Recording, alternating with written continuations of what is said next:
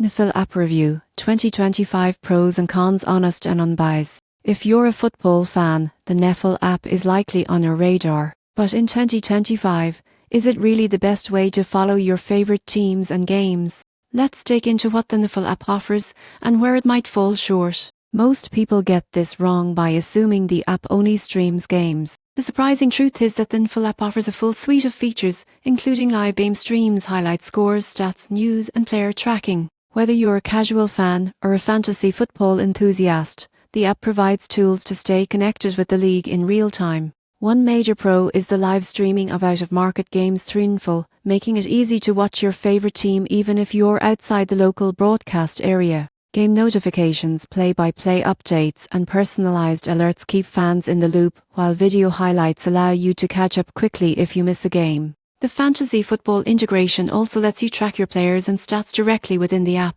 However, there are cons. Some users report streaming quality issues during high-traffic games, and blackout restrictions still apply to certain local games. The subscription cost for NFL may feel steep if you only want occasional live games. Navigation can be slightly overwhelming for first-time users due to the sheer number of features packed into the app.